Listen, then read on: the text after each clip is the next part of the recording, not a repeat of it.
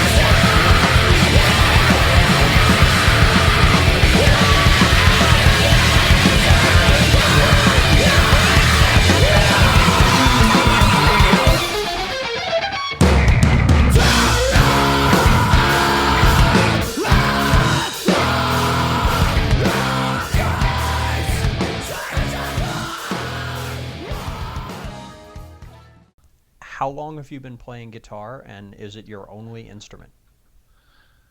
I've been playing guitar for no one's asked me that in a while. I guess 21 years. I started when I was 13. Okay. So I'm 34 now, so that's 21 years. And before that, I played classical piano for about 7 years. Uh-huh. And I play a little oud. I mean, not enough, that I would really get out there and like do that seriously. I've played it out on a couple improv shows. I played oud out. Mm-hmm. But it's a whole different thing than guitar because it's all the microtones and intonation's very important. So I'm a little skittish about playing it in public still. Uh-huh. But I'm pretty much just, guitar is my main instrument, minus like the little bit of extra keyboard and random other stuff I know. Yeah, yeah. Now, what's the story with Cleric? When did that group form, and was that your first real band, or what's the deal there? Yeah, that was pretty much my first real band. We pretty much formed in 2003 and um, released our first EP in 2004, and then kind of went through this intense metamorphosis between 2004 and 2008, about, which is when we wrote most of Regressions, which would come out in 2010, and that record kind of got me into the avant-garde scene. It got Zorn Hip to me and Trey Spruance into me. So that kind of catapulted all my other stuff. Um, People say it takes a long time for us to do stuff. I mean, it definitely does. I mean, but we really are very nitpicky about what we put out there and what we write, and that's half of why it takes a long time. The other half is, there were and at that time we were kind of figuring out our sound. So, we would write a bunch and then kind of destroy it all and start over, do heavy re-editing. And I think we were just kind of in a period of finding our sound. Uh Um, huh. Uh huh. so they like since then, that came out in 2010. I know it's been about 7 years, and I know that's a long time. But we did record a different record in 2013. It's like a horror soundtrack kind of thing. So that's all recorded and ready to go. We're just kind of sitting on it because we didn't want to put that out before the quote real Cleric record came out. Mm-hmm. So that was recorded in 2015 or so, and and then we have this Masada record. So we have 3 records that we made since 2010. It's just none of them have come out. So it just seems like we're very inactive, and we're Yeah. already on to another EP. We want to write another 40-minute record that we've been working on now since we're so ahead of ourselves. So I guess that's the kind of frustrating thing about the band, is just hearing people, say, "Oh, they take so long, they take so long," and it's not really like that. It's just how this is played out. Uh huh. Hopefully it won't be like as long between albums starting now, but it Yeah. was kind of, those 2 albums were just sagas for whatever reason, you know. Now you said the group underwent like a metamorphosis in between 2004 and 2008. So Hmm. since I haven't heard the very very early material, I mean I know it's up on Okay, sure. Bandcamp and Yeah. stuff. So were you like a Swedish death metal band or something to start Yeah. with, or like what's I mean, base kind of. We kind of like were into the early 2000 math thing. Like we loved Candiria and Old Tool and Refused and Dillinger Escape Plan and Converge, Isis Neurosis. So it was kind of, following that sort of aesthetic that a lot of people were doing in the early 2000s. It's a sort of relapse sound, okay? but we also loved, after that period between 2004 and 2008, which is when most of the regression stuff would be written, we got heavily into like avant-garde and kind of got really sick of rock. Not that we didn't like it, but we weren't really as interested in doing that, but I guess we started as a much more conventional band, and I guess we kind of got a glimpse at what that path would be like, and just made the formulation that it wasn't really for us. And that I remember hearing Circle Maker, and Disco Volante and Book M and Book of Horizons all within like a few months, and my entire life was just completely changed. And I remember also, more obscure band, Infidel Castro was a huge influence on us, which was a Colin Marston band, but not as well known as some of what he would do later. And then, of course, we started following Colin. I mean, he was a big influence on us then, because, I actually went to elementary school with Colin. I've known him since I was in kindergarten. So Oh, I saw okay. him grow up. And, I remember in 5th grade, we had a class on MIDI, and he put Enter Sandman into his MIDI program. And that's like, of course, he's going to end up being like metal god, you know? Yeah. Um, so I guess, we were following all that stuff and just realized how much more adventurous music was out there, and found it just much more rewarding, just as a scene and just as albums, everything. So those 4 years were just a process of finding where we fit kind of between where we started and that. Mm-hmm. And I think that's kind of where we've ended up is, we're not totally accepted by the metal scene, and we're not totally accepted by the avant-garde scene, but the people that aren't ideologues and are kind of just in both, they always love us. And like that makes sense because that's kind of how we are. We're not really strict metalheads. We're just kind of dorky music fans. And that's how we grew up playing, so we still retain it, but we're definitely more interested in experimenting and composition, which is, you get a lot more from in the Zorn type scenes, the avant-garde jazz world, stuff like that. So I don't know if that answers your question, but Yeah, yeah, all right. yeah. And like I want to know more about the music you're making now because okay, Sure. the cleric songs are long Yeah. and they have a lot of parts. Yep. So talk to me about the compositional methodology. Do you just sort of stockpile parts until they seem like they've added up to a song, or like how does it work? Well, it's always different. I mean, sometimes we'll start with an idea, like a compositional idea. So there's one song on the new record called "The Spiraling Abyss," and that song was kind of our first. Um, there's a lot of firsts in that song. Like we really got into superimposing different tempos over the same space. So, Mm-hmm. like 9 beats and 11 beats in the same space. Okay. Not out of phase with each other, like in the same big beat. So like, the ratio stuff and, 5 against 7, or, or where each phrase, each beat is going to speed up and slow down tempo wise, like that kind of thing. So that was just that idea for that song kind of set up the whole thing, and we got the whole song from that idea. Now, I mean, as a general, more you're asking more about structure, it sounds like. So, in general, with the structure, we kind of like making.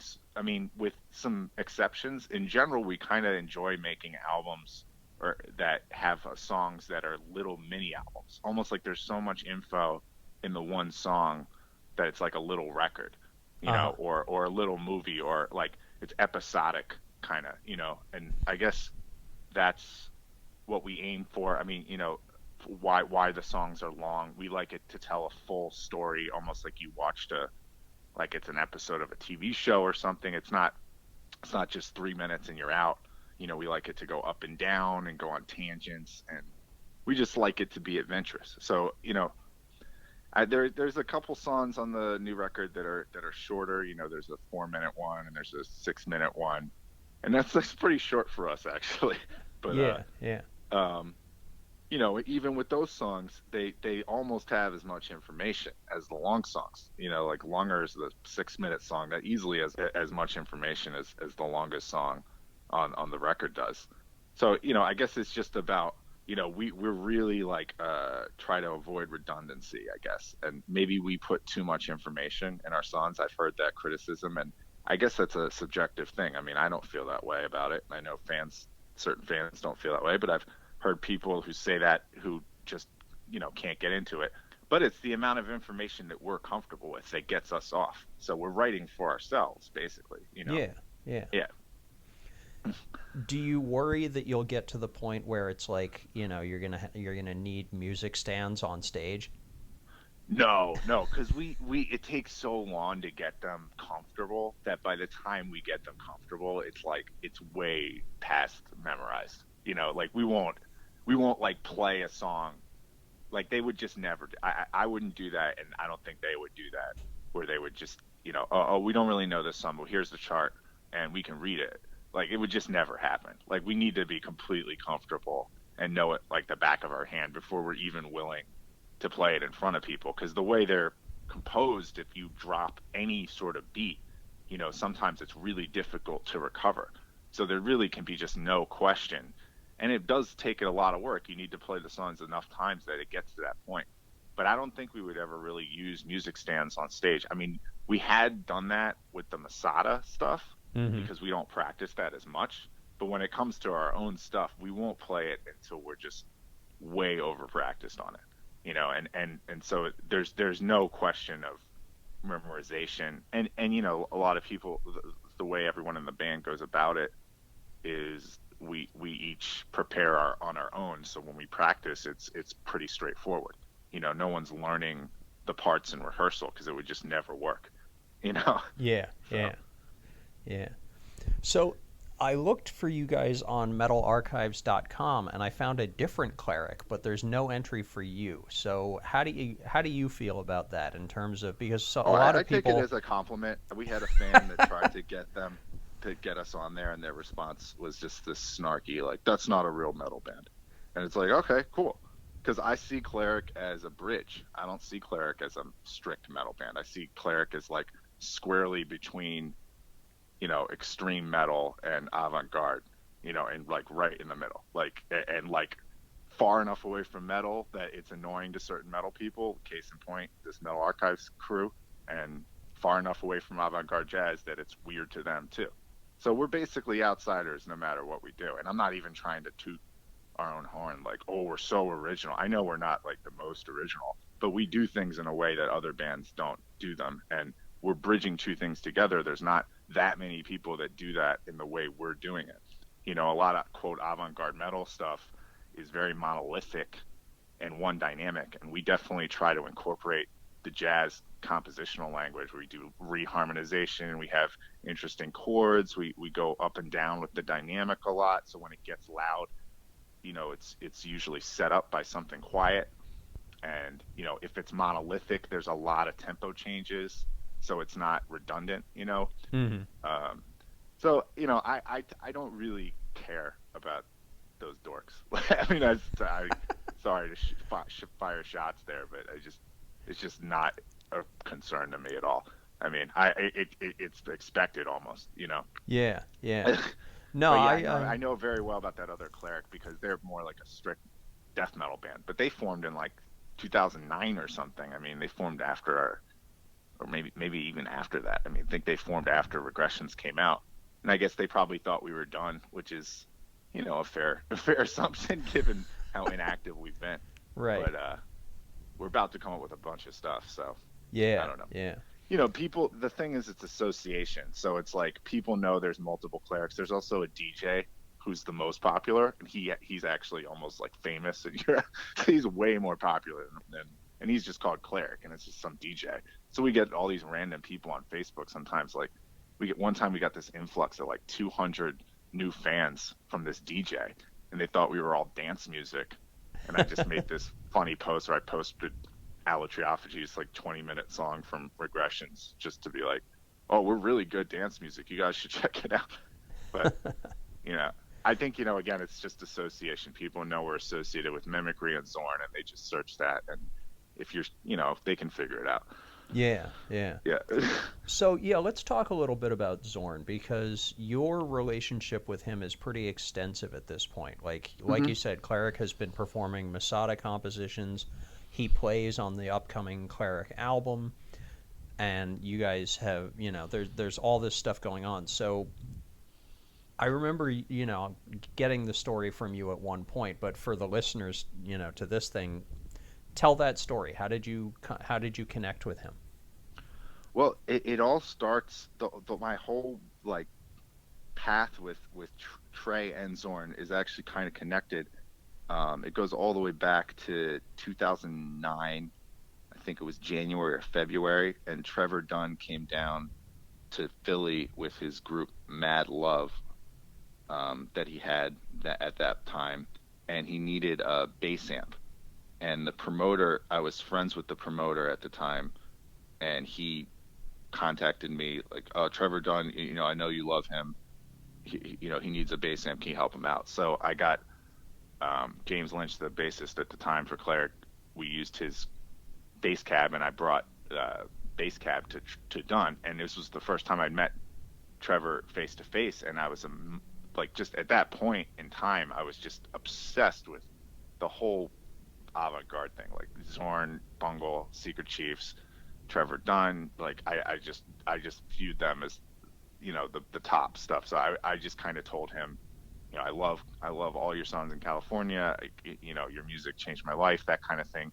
Here, just take these CDs. I gave him a CD of My Other Band Infineon, and I gave him this one song demo of the track of Rush of Blood from Cleric, from the Regression CD.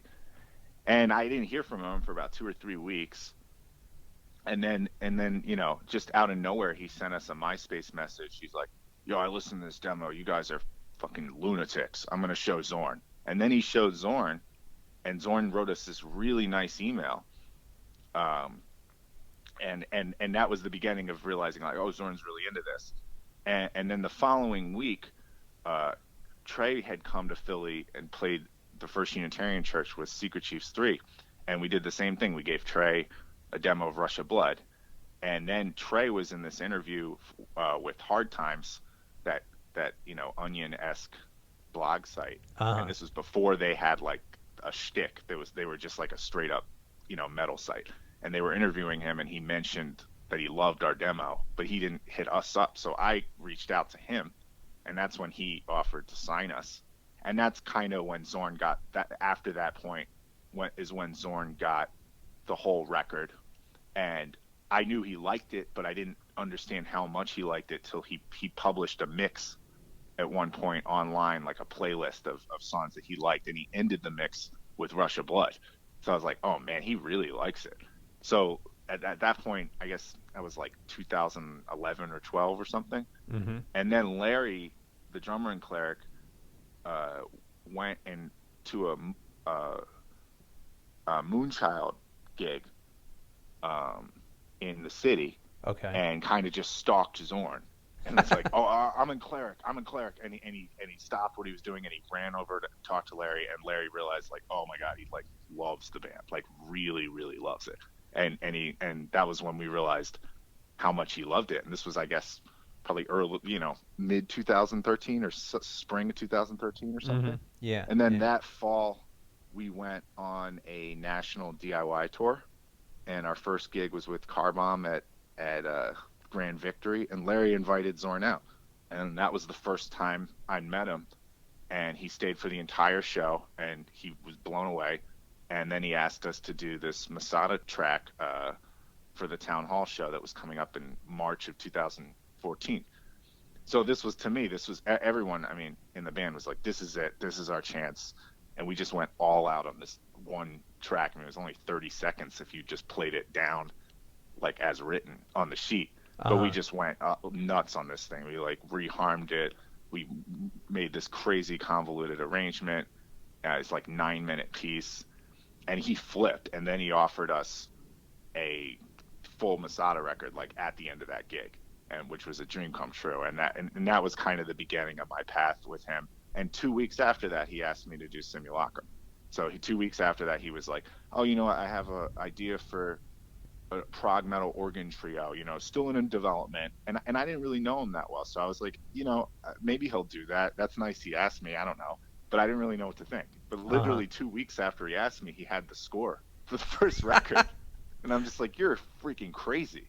Like, what musician follows through that quickly? Like, you know, musicians will think about something for like 2 years before even playing a note sometimes, you Uh-huh. know? Yeah. And so he wrote it so fast. And then, he wrote me and Medeski and Kenny, and oh, we'll record next month in August. And it's like, whoa, like they're not ready at all to do that. So we pushed it back to December. Well, I mean, we basically could have recorded in August. I mean, he was ready to go. We weren't Mm-hmm. ready to go. Well, I remember getting the thing and looking at it, so intimidated, like all the tuplets and like the jazz script. It was like tiny, tiny note. It just looked like alien code. I was completely overwhelmed, and I got used to it as we went, and we did the first record in December of 2014, and then 2 weeks later he asked me to do the second one, which was a totally different plan, but he was so happy with the first one that he asked me to do the second one with, which was originally just supposed to be Rebo and Trevor Dunn with a different drummer, and he just kind of combined both projects. And after each record, he's been like, "All right, this is the last one," and you know, and it's like, all right. Then he made the third one, and after Inferno, he's like, "This is the last one," and then he kept making it harder. Like each record he wrote would be harder because he realized, like, oh, okay, like because it was just this sort of dance of like, I heard how he was, and I heard he's like, he was not down with any bullshit. So I went in there completely prepared. Like I've already tried to record this myself in my home studio. Like I can play every part. I just didn't want him. I just really wanted to make the most of the opportunity, I guess. And so Uh-huh. that's what.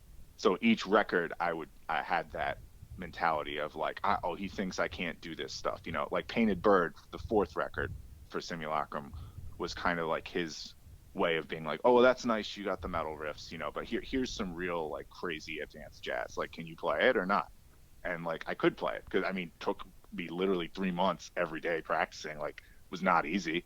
But Uh-huh. he's, every time I've met his par, he ups the ante. So it's a very mutually beneficial relationship. I mean, I feel like he's pushed me forward quicker than anybody I've ever met in music. He just knows how to write for musicians in a way that puts them in a hyper accelerated state, where as they're playing a piece, you see them growing. I mean, that's what happened this last trip I went to Sarajevo. I was watching Kenny Grahowski play with all the classical people. He had to just read the score. He had no practice time beforehand. He was just reading scores.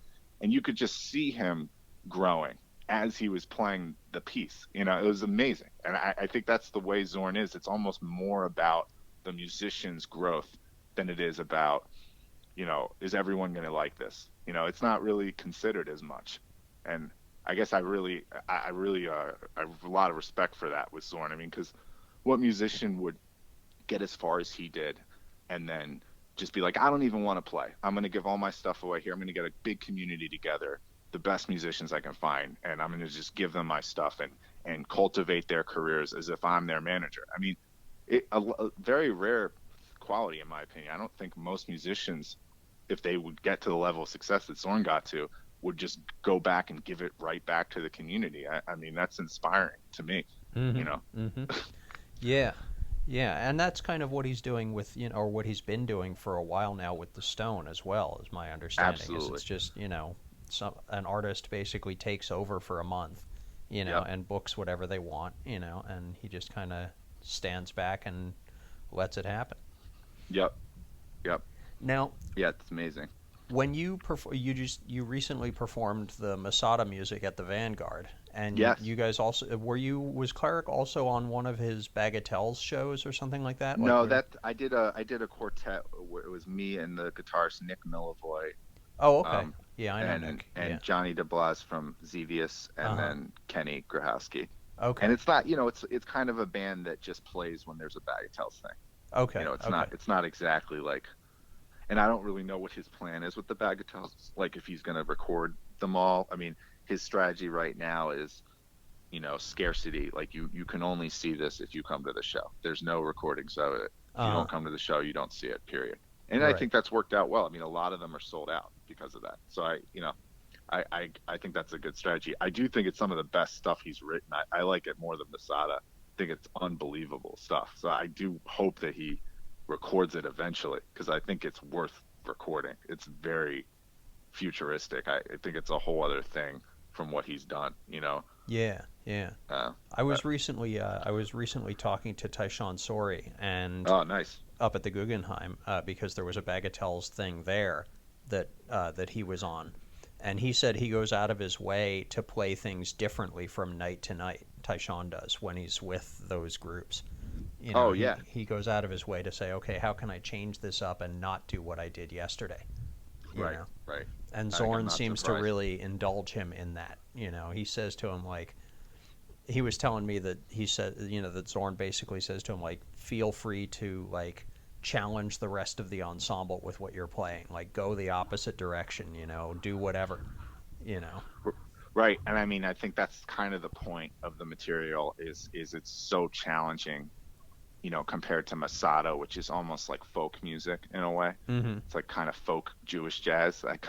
There's some wacky stuff in Masada, but the Bagatelles is extremely at the edge of physical and mental technical ability. So it's just pushing everyone, because it's just physically and mentally so demanding to play. And I think that is what he enjoys about it, because he sees everyone has to bring their A game to do that music justice. You cannot be aloof. I mean, you have to.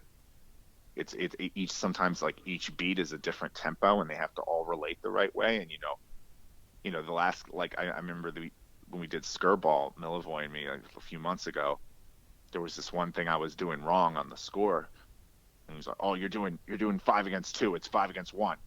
and it's just like just it's such a subtle thing, but it's just every little thing has to be so dead on, but it also has to be loose like jazz. And I think it's that balance. It's not that makes Zorn's music so great is it's not always clinically tight, but in the structure, it's extremely intricate and tight.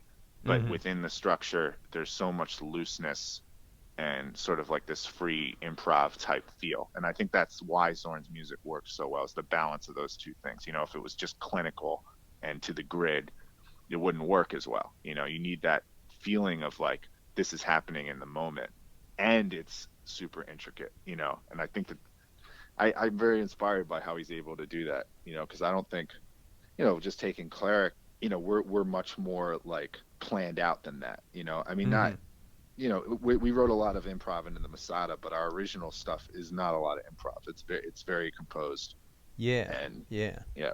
As far as the Masada stuff, like, so how much latitude did you have to reshape? Because he gives you like these little, like you said, like a 30-second melody, Yeah. So then what are you doing to reshape it so that it works for your instrumentation? And does he supervise rehearsals or conduct, or does he just kind of go, here's all the music, I'll see what you come up with? Well, I mean, he does for some people, like, like I said, for my band with Milivoy, he's usually, kind of directing it a lot Mm-hmm. of times. If he doesn't like something, he says it. But for Cleric, he was very, he kind of just gave us the material and just said, I trust you guys based on what you did with the first one. And the only rule we really had to follow was that what is on the page needs to go once. That's it. Mm-hmm. So like and it could go at any point. Like it doesn't need, it could be in the middle that it goes of the arrangement that it goes once. It doesn't need to be exactly as written. The bagatelles are more strict in that Yeah. they're basically jazz pieces and you have to play them as written. But these Masada pieces are, like you said, they're 30 seconds. And, sometimes it's C to D flat is the whole chord progression. And so, yeah, I'll do that once, but I'm not doing that for 6 minutes, you know? So, uh, so I guess we got really into like, uh, there's such epic melodies. They soar and they're so evocative, and there's so much in the melodies, harmonically, lyrically, everything. And I guess, for what we did, we did a lot of like reharmonization where we put different chords behind the melody that are almost like out of key with it, or changing the scale and just like three notes of the melody, taking it out of the Jewish scale just because of the chord that's behind it, just little stuff like that, like kind of reharmonization labyrinths that where, the melody keeps going, but it sounds different each time, and each time's in a kind of a different context. And then we would kind of take portions of the melody like and use rhythms within each melody to create other riffs. And then kind of between those two approaches, we would just arrange in our way of arranging and just write more improv in. Mm-hmm. So he gave us an extreme amount of latitude beyond that first rule. Like he was there the whole night the other night and he flipped over it. He loved it. And there are tons of reharms. So, but he never said, "Oh, that chord's not on the sheet." He didn't say, "Oh, why didn't you play C to D flat the whole time? Why did you reharm this so many times?" He loved it. It was Uh-huh. fun. So Yeah. it's like the rules are not as steadfast. Now I know other people. I won't say who, but I know I have a friend who tried to do a Masada CD and he wouldn't give him the Masada CD because he sent him his arrangements and he had changed all the time signatures. Now that's a no-no, in Mm-hmm. my opinion. Like if you're gonna do his piece and then when it goes for that one loop you changed all the time signatures under it. Well, no, he's not going to go for that. And there's someone else I know that I won't say who, but they changed the key from F to G, and Zorn made them re-record it. He heard it at the Stone, and he's like, "Whoa, it sounds like Alvin and the Chipmunks. It's all sped up. What is this? What is this?" And he made him re-record it because it was in the wrong key. So I don't change the keys, I don't change the time signatures, but we'll write other sections based off of his original melody that are our own parts, Uh-huh. but as if we're writing a song with him because Yeah. we're more compositional than improv. I mean, we are. So So, what are the plans for the release of that album? I mean, is it Well, coming in it's this 2018 crazy or? schematic. He has like this. He has each band on the Sephiroth. There's like 11 CDs, and it's this big box set. It's going to come out on the Tree of Life kind of thing. Um, and ours is called Chokma, and it means wisdom. And I don't know exactly if they're going to be individual CDs as well, but I know it's some massive box set. Oh, That's like okay. it's 11 CD box set, and the art's related to the Tree of Life. Uh-huh. So it's really really cool concept. But I don't, I haven't seen any art for it. I don't, I think it got pushed back. Initially, it was they were trying to do it for November, and now it got pushed back to April and May, and I think that's still tentative even. So I Uh-huh. don't really know I haven't heard any recent details about when that's coming out. Yeah, yeah.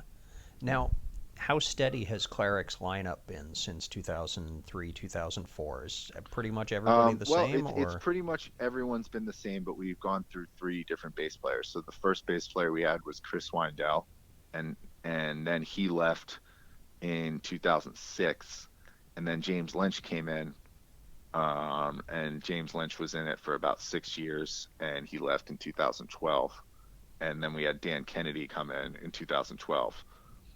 And Dan's really great because he's a great bass player, but he also is an amazing guitarist. So we've gotten into doing two guitar songs where Nick will switch to bass. So that song "Spiraling Abyss" that I was mentioning earlier has Dan and me on guitar and Nick on bass. And we don't do the Metallica thing where we just play the same thing the whole time. We like all play different tempos and different notes that are out of phase with each other rhythmically, kind of creating stuff that you would never be able to play with one guitar. And I think that song really opened up a new potential mode for the band where like the two guitar thing is actually really cool because we've had the synth for so long. To take it away and just have a two guitar band, kind of like Krallis style, where everyone's playing different stuff, is Mm-hmm. really exciting. So I would like to do more with that setup where there's just two guitars playing different stuff the whole time because it's just really a fresh thing to be able to do that we haven't messed around with that much. Yeah, yeah. Now, you've also just released the debut album by Shardik, which is you and Nick Schellenberger from Cleric on bass and this guy Matt Buckley on drums. Yeah. How would you describe that music relative to your other work? Like, what ideas are you exploring there, like compositionally or in terms of instrumental technique or whatever, that are unique to Shardik? Well, I mean, there were two firsts with Shardik. One was, I never wrote for a band just myself, and took responsibility for everything just myself. I'd never done that before. And it was kind of psychologically intense because I guess when you're, like with Cleric, everyone cares a lot. So I get to care 25% of what's totally necessary. You know Uh what I huh. mean? And that's kind of nice about being in a band. You don't have to care all the time 100%. And people that do things that are 100% relying on them and one person, like a Secret Chiefs type band or a Phantomas or something like that, or what Zorn does, everything is on the one person. All the decisions, all the big decisions. And, I think it was good for me to go through that. And there was also, I'd also never just been, besides Simulacrum, which isn't my music, I'd never been in a strictly instrumental band that I'd written for. So both things were completely new for me. I mean, I would say compositionally, I was definitely very influenced by the Painted Bird album and the Bagatelle stuff I was playing, but also by going on tour with Secret Chiefs in 2014 when Cleric toured with them. I was definitely very inspired by watching them every night. And Trey's just going to have an influence on me. I mean, his music is, it's just going to it's going to, there's no way for me to get away from that influence. It's like me trying to get away from Zorn's influence. It's just what I'm going to assimilate what they do a little bit, Mm-hmm. and I guess it was this process of being okay with using their influence without copying them and still finding my own space within that, Yeah. because I guess it was this struggle of like me doubting what I wrote, just kind of being like, oh, this is too much like Secret Juice, this is too much like Zorn, and then kind of realizing it wasn't, and just kind of going back and forth. Because it was all on me, I had a lot more heady stuff involved, I guess, when I was trying to write it. Yeah. Um, but I guess compositionally, the one thing I really wanted to do was mess with independent tempos on top of each other, have everything, like structure wise, like the whatever section's tempo that starts the previous section or the section after, it's going to be a little slower or a little faster, but still fit into the same big quarter note. So I was really interested in like everything has the same space and big beat behind it, but anything could happen in that space tempo wise, and anything can be superimposed on anything else. So I got really into that as a rhythmic idea, and that carried me most of the way for that record. And aesthetically, honestly, I didn't really think about it beyond, just this is what feels natural for me to play. But compositionally, there was definitely a very high intent to do the superimposition of tempos and independent tempos, ratios, that kind of stuff. I was really excited by that. Hmm. Hmm. I'm I'm curious about. I want to go back to Simulacrum a little bit, just because I've only heard the first three records, and I know that Okay. there are six Oh so man, far. So, you missed the best three. so tell me a little bit about what you guys have been doing more recently, and also about sort of the methodology, because how much material is written compared to like the Masada thing on the one hand or the Bagatelles on the other hand, so it's like a little fragment versus a complete worked through piece. Like, does Simulacrum kind of fit somewhere in the middle? No, Simulacrum is way more towards the worked out full piece. I mean, Zorn's in the studio with us when we're recording. He's directing everything. There's times, me and Kenny have met before, like, all right, well, let's work on this album because we're recording it next week, and we'll start writing drum beats. And this happened with the fourth record, because the fourth record, The Painted Bird, which was also with Kenny Wallison on vibes, so it's a really interesting record. It's like organ, metal guitar, and vibes. It's crazy, no bass.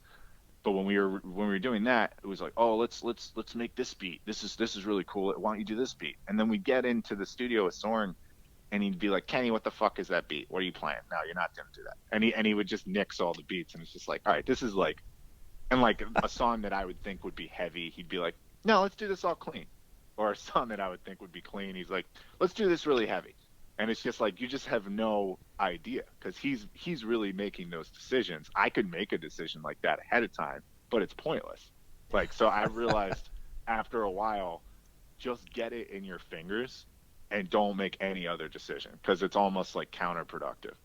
So I would say with regards to how much improv is in Simulacrum, there's really only three improv modes that happen.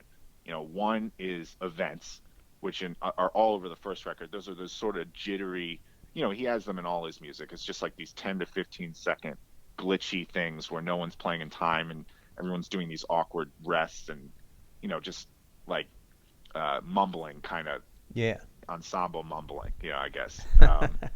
And then the second mode would be this really fast jazz, bebop jazz that's like very high octane jazz, and that's all improv. Anytime that goes in Simulacrum, that is 100% improv. He never writes any of that, so that could be anything. So that's pretty sweet.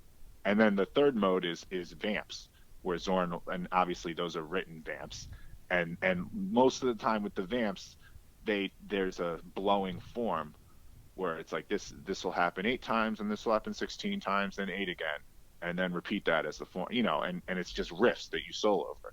But besides that, everything is very composed, completely written. So I mean, yeah, besides those three modes, everything is completely written out, and I take no responsibility for how it sounds at all, because he literally is like, play this heavy, play this clean, play this with this beat, play this. You know what I mean? We're not deciding. We're playing how we play, but we're not deciding anything. You Yeah. know? Yeah. Yeah. So the fourth one was the you added vibes, and then what happened on the next one? The next one The was the. fifth one was back to the trio, and I have to say the fifth one is easily my favorite one. I think it just completely came together. I think it's just I just love the fifth one. It's called 49. unspeakable depravities in the life and times of Gil de Rais. Uh-huh. And it's just, I just love it. I just think everything came together on that one, like performance, production. I think it's some of his best writing for the band.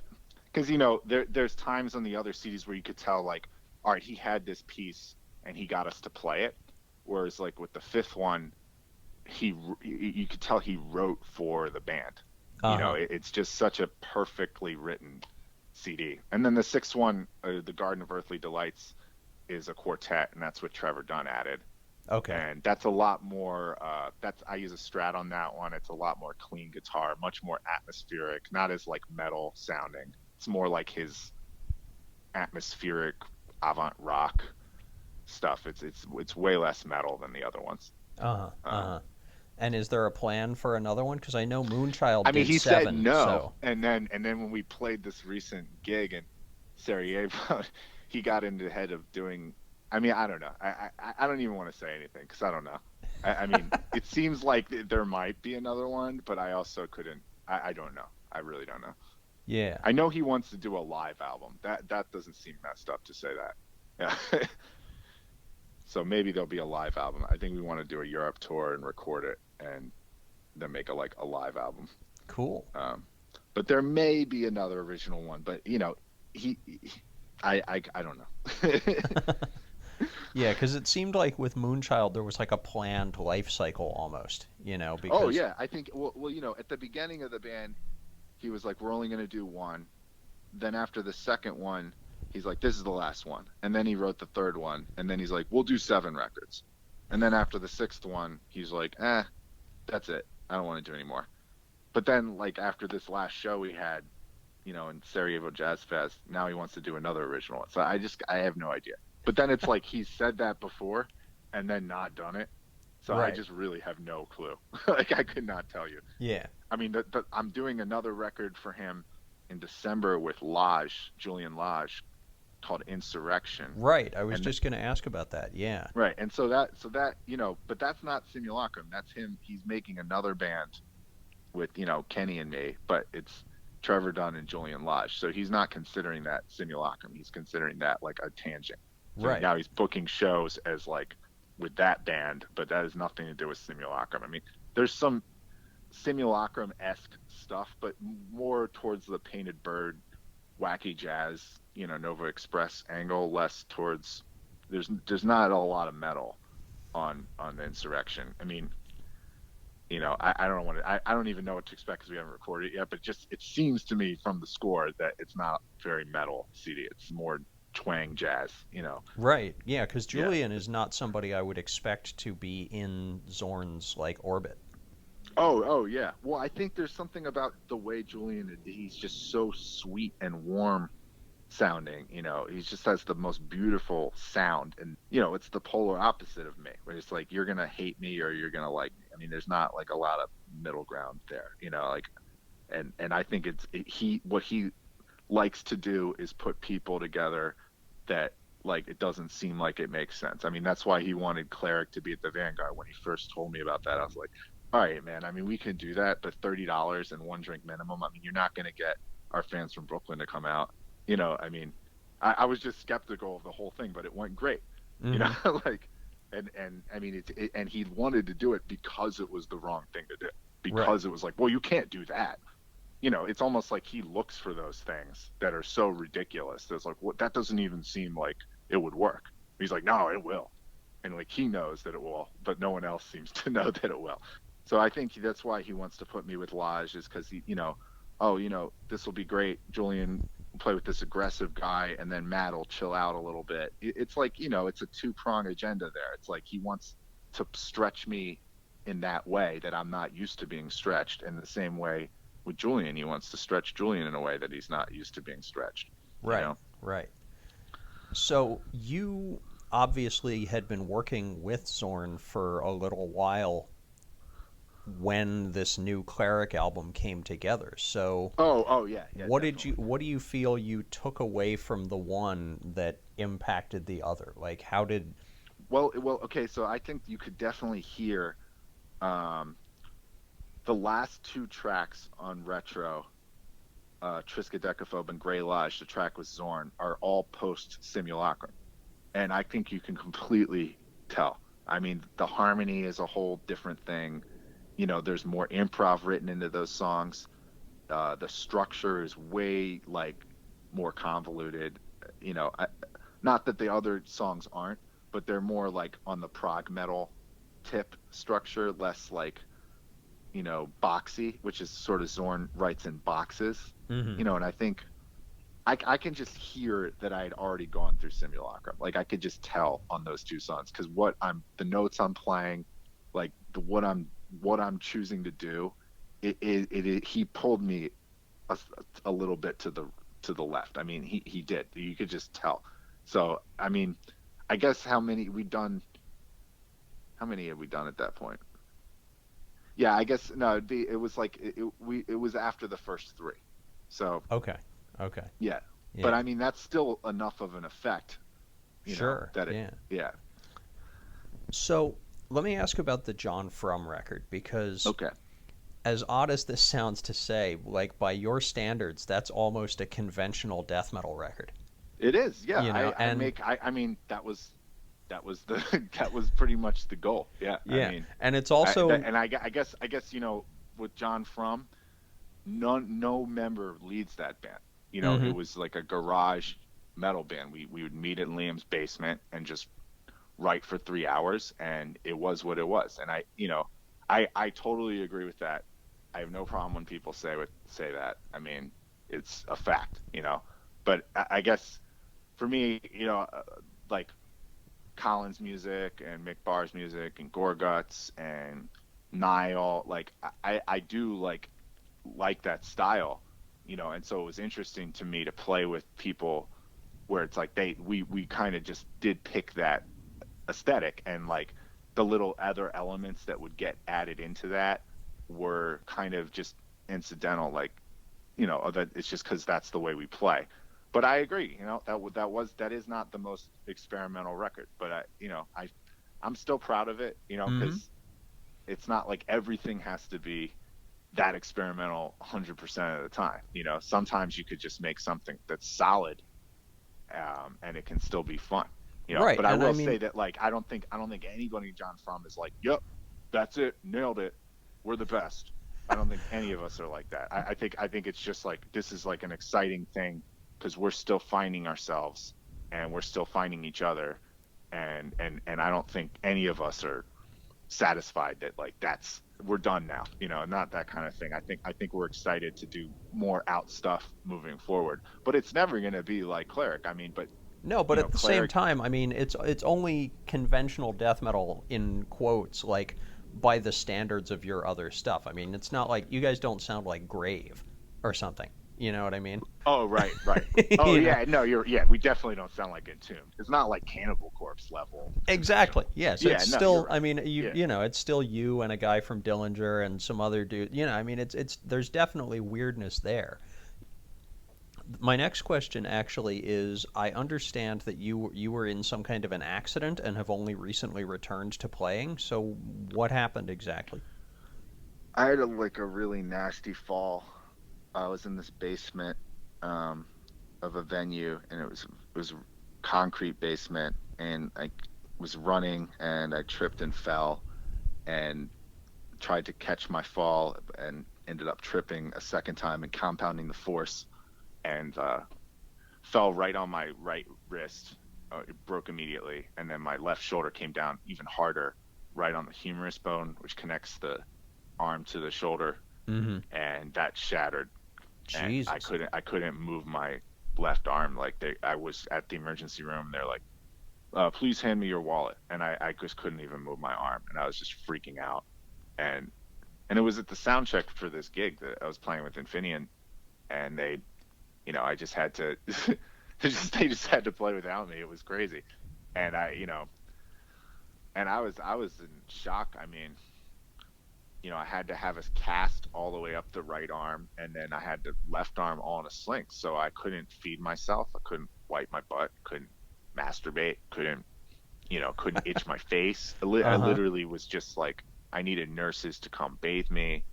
I mean, it was like a 3-month thing I needed to do after 3 months, I started physical therapy, but it took like 2 or 3 months to even be able to use my arms at all.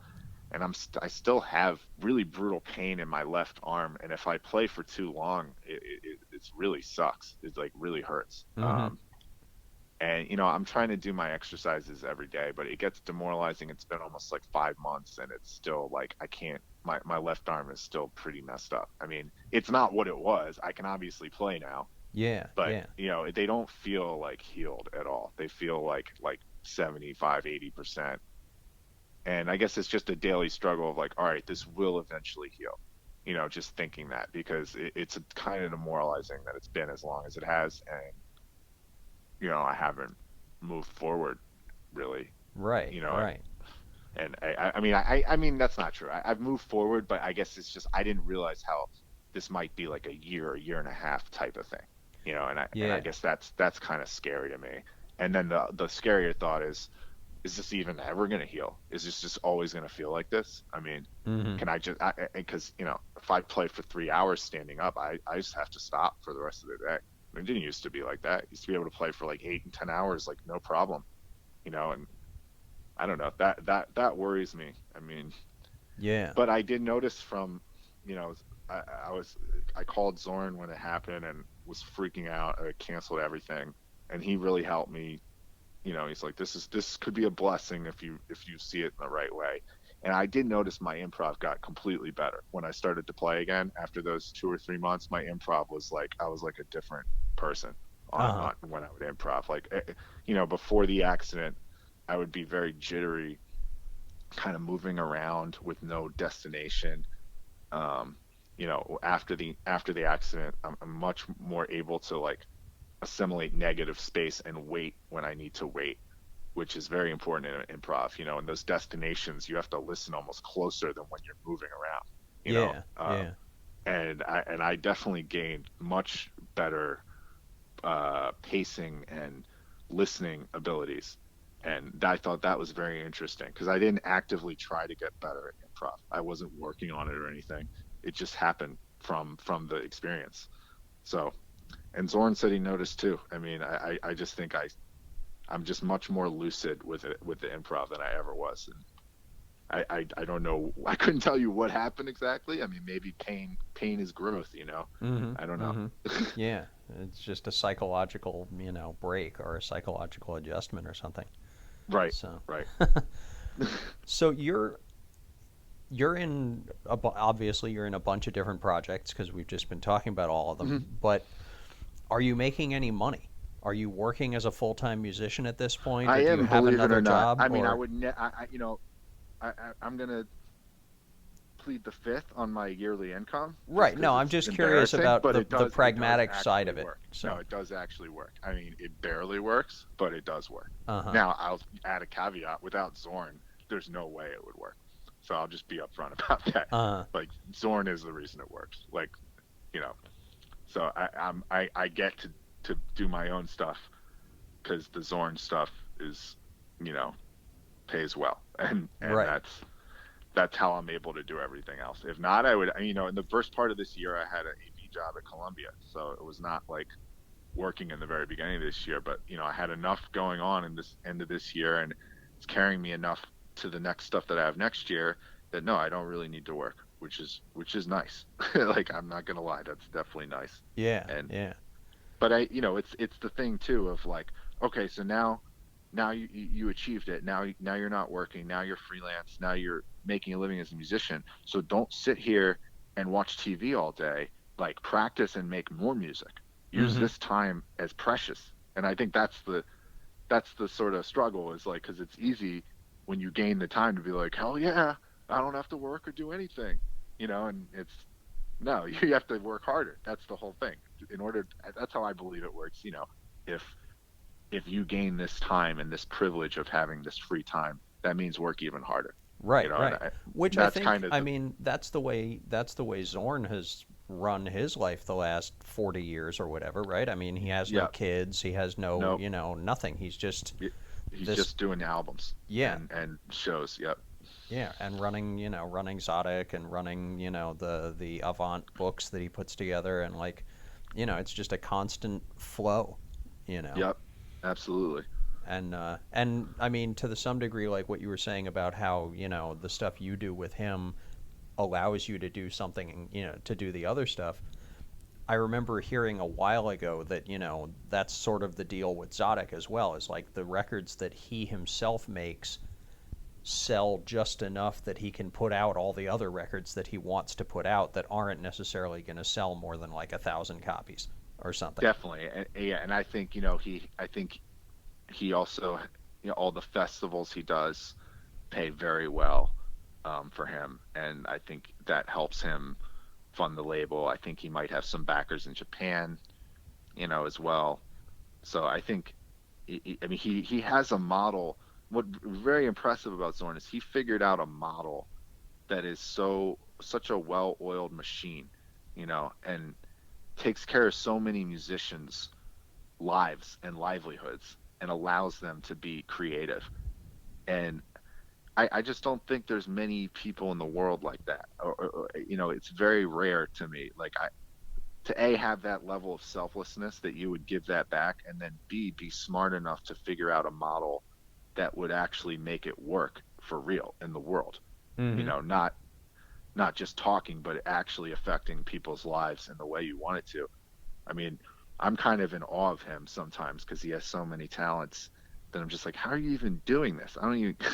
And it's like so many moving parts. It's like just to think about doing one of his projects like Masada. Okay, write 613 songs. Most musicians wouldn't even be able to do that.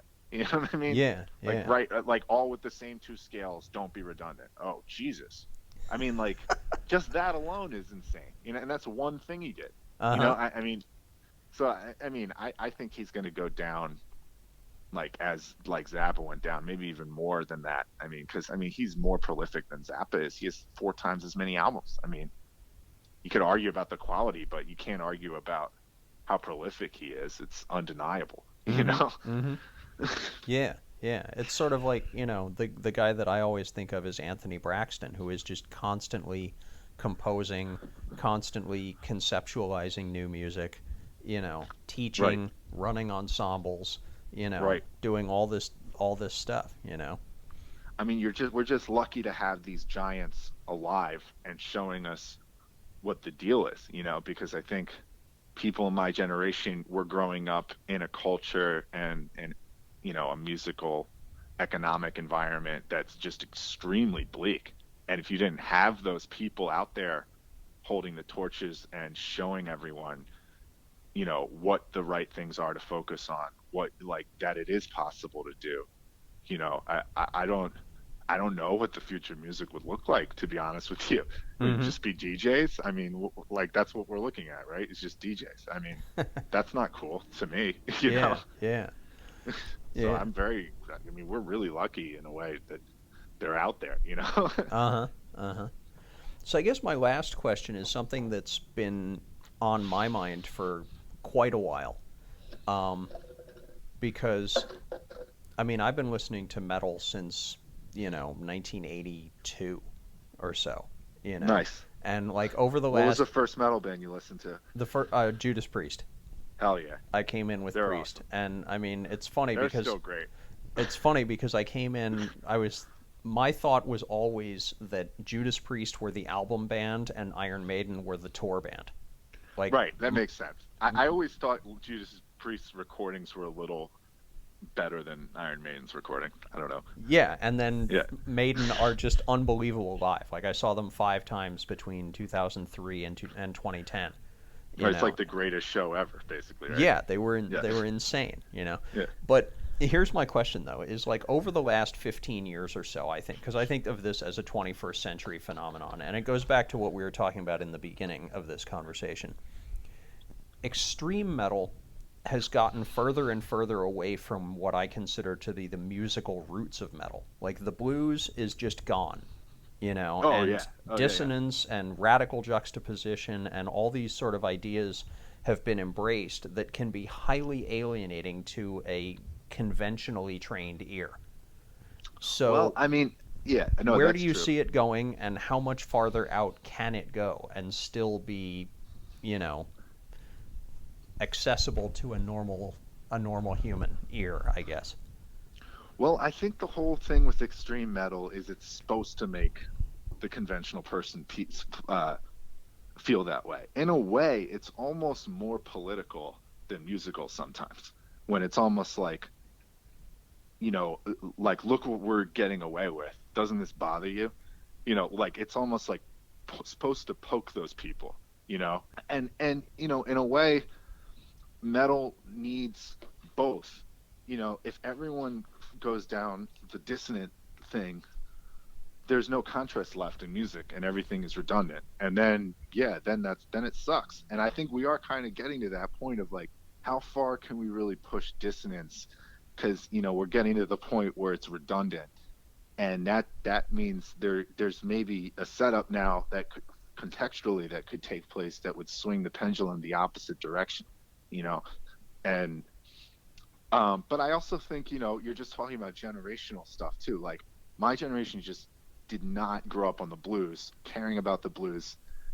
We just like, grunge had blues in it, Mm-hmm. but it was not, you know, people that, Iron Maiden, they probably, all those guys, I'm sure they know about Robert Johnson and Son House and John Lee Hooker and all that shit, because it wasn't that, that's when they grew up, and that was the equivalent of extreme metal at that time. So, you're also just talking about environmental context. Like, we just did not grow up idolizing the blues. The majority of our generation, and definitely the majority of metal listeners, did not grow up listening to that. The most of us grew up listening to Metallica, Megadeth, Tool, which has a little bit of blues in it. But Mm-hmm. those guys probably listen to the blues. But if that's what you listen to that was like the blues, your next thing is not even going to include the blues. So I see what you're saying. I kind of just see it almost the way I see politics, where it's like, this is a reaction to maybe the new metal thing, Uh-huh. which was like kind of the lowest point in the opposite direction, in my opinion, where it was just so bad and like poppy and unartistic that it just got embarrassing. And so then integrity became that much more important, and that kind of swung the pendulum the opposite direction. But now we're kind of getting up our own assholes. So what's going to happen now? How is it the pendulum going to swing back? Because I agree with you. We can't just have dissonance continue ad infinitum. Like, what's the end game here? You know what I mean? Yeah, Like, exactly. I mean, there yeah. are records that I friggin' loved, I mean, like Orthrealm. I loved that album Oh yeah, OV when it came out, oh yeah, you that know. was amazing. But Yeah. how many times can you listen to a single 40-minute maniacal thing like that? Well, that's what I'm saying. The you know? concept, it almost ends up being political. Like you said, it's the perfect thing what you just said. 'Cause you're like, well, am I really going to listen to that more than a few times? It's like, yeah, but you know it exists, and it existing like sets up this context where it's almost like it makes a political statement, and it's almost more important that it does that than that it's like pleasing to listen to. You know what I mean? Yeah, So yeah. so I guess that's my issue with this other pendulum swing, is like, we don't want to lose ourselves up, in context and concept. Like, we want to make sure it is still musical and communicating something. And that is what I kind of appreciate about Zorn, is like, before Simulacrum, I kind of had a similar view of the blues, where I was like, I don't really need to play bluesy like ever. I don't really care. And then, playing with Medeski and seeing that Zorn just blatantly would write bluesy parts into Simulacrum, like, no, like, feeling like no kind of way about it. And if anyone doesn't like it, he's basically like, fuck them. Like, Mm-hmm. and Mm-hmm. it kind of made me like, well, the blues is actually cool if you play it well. Yeah, And it because kind of I opened mean, me up to like not thinking it was so lame, you right. know. I mean, if you Yeah. know Zorn from like Naked City or, something like that, you're going to be shocked that he's super into an organist like Big John Patton, Right, you know, right, who's like right, this right. super early 60s, Blue Note Records guy, just straight ahead blues tunes, that are amazing. Yeah, So, yeah. No, it's interesting, but I do think the modern metal has turned into, it's almost it's almost getting to that point where it's more political than about like, is this cool to listen to, though? You know, mm-hmm. it's like, we got to make a point, and that's more important than the musicality that's happening.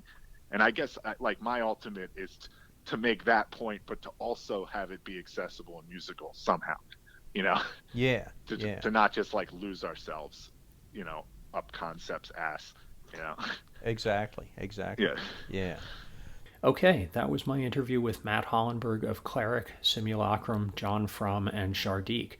Thanks for listening to the Burning Ambulance podcast, and I hope you'll come back for the next one.